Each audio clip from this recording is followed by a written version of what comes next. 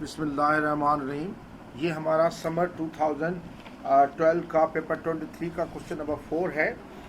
अब इसमें देखें कि हम ये कह रहे हैं कि डिफाइन इलेक्ट्रिक फील्ड स्ट्रेंथ। इसकी तो वही जो हम आज तक लिखते आए हैं, वही कि फोर्स पर यूनिट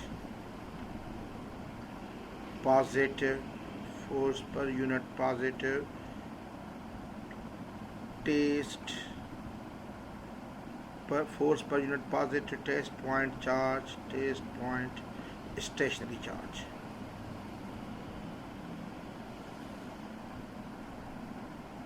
ये सारी चीज़ें न लिखें तो लिख सकते हैं आप force per unit positive test charge, तभी ठीक है।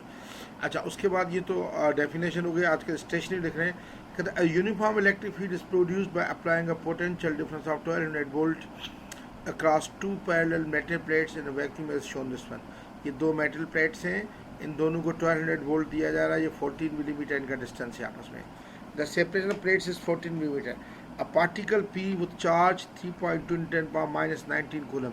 ये पार्टिकल पी है, इसका चार्ज है 3.2 × 10⁻19 coulomb and mass 6.6 × 10⁻27 kg starts from rest से स्टार्ट ले रहा है at the lower plate and is move vertically to the top plate. और टॉप प्लेट वर्टिकली मूव करा है, वर्टिकली बिल्कुल टोटल वर्टिकली मूव करा है। ऐसे टॉप प्लेट वर्टिकली मूव करा है। अच्छा, ये वर्टिकली मूव करा है। अब ये कह रहा है कि calculate electric field strength between the plates. Electric field strength तो वही होता है, E is equal to V/D। तो E इज इक्वल V/D से करें, E is equal V/D। V हमारा है 1200/D, इसमें है 14 मिलीमीटर, यानी 14 × 10⁻³ ये डिवाइड करें तो ये आ जाता है 3 सिग्निफिकेंट फिगर में 8.57 × 10⁴ वोल्ट पर मीटर लिखें या न्यूटन पर कूलम लिखें, कोई फर्क नहीं पड़ा। अब the work done on P by the electric field. अब इलेक्ट्रिक फील्ड ये वर्क डन हमेशा होता है फोर्स इंटू डिस्टेंस। तो सबसे पहले मैं फोर्स को देखूंगा कि फोर्स कितना है। तो F is equal to Q, और डिस्टेंस हो ये एक ही डायरेक्शन में, तो फोर्स इंटू डिस्टेंस कास वही 0 डिग्री होगा, कास 0 डिग्री है। तो बस यानी सिंपल फोर्स इंटू डिस्टेंस होगा। फोर्स होता है QE। Q जो है चार्ज हमारा है, ये देखें चार्ज है 3.2 × 10⁻19। तो 3.2 × 10⁻19 इंटू E ये कैलकुलेट कर चुके हम 8.57 × 10⁴। तो ये वर्क ये फोर्स आ जाएगा, ये फोर्स आ जाता है 2.74 × 10⁻14 न्यूटन। अभी वर्क डन होता है force in distance into force, ये हुआ 2.74 × 10⁻14। डिस्टेंस ये 14 मिलीमीटर यानी 14 × 10⁻³ का 0.1 है। ये कैलकुलेट करें तो वर्क डन आ जाता है 3.84 × 10⁻16 जूल्स। ये वर्क डन हुआ। उसके बाद ये कह रहा है कि the gain in gravitational potential energy.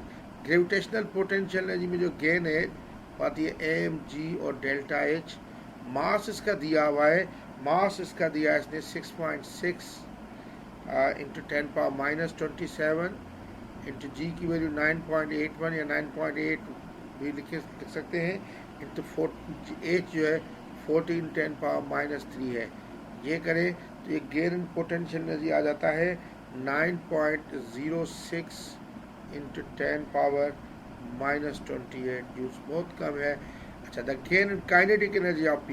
अब kinetic energy basically total work done, जो टोटल वर्क डन होता है वो पोटेंशियल एनर्जी भी है प्लस काइनेटिक एनर्जी भी है, यानी वर्क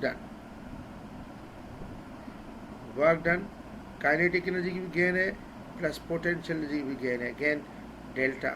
ठीक है, अब काइनेटिक इनिशियली भी 0 है, ये भी इनिशियली 0 हम लेते हैं। तो जो चेंज इन काइनेटिक एनर्जी आ रही है डेल्टा E के, वो यकीनन आएगी वर्क डन माइनस EP।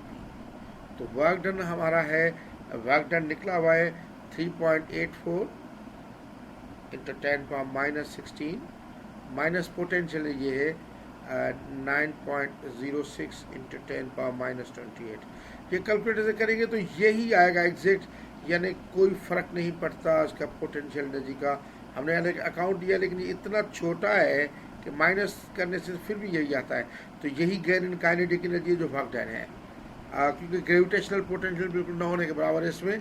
फिर the speed of P when it reaches to top plate, speed of P, अब ये आप ये करेंगे 1/2 mv² is equal kinetic energy, ये 3.84 इंटू 10⁻⁻16 कर दें। तो अब आप ये 1/2 मास इसका दिया हुआ है, मास इसका है 6.67 या 6.6 है सर, 6.6 इंटू 10⁻⁻27 इंटू v² बराबर होगा 3.84 10⁻⁻16 के।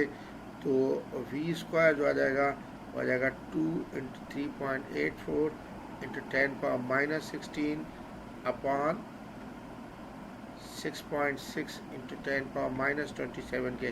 दूसरा v आ जाएगा इसका अंडर द रूट, इधर ही डायरेक्ट करता हूँ और ये v² को हटा लेता हूँ।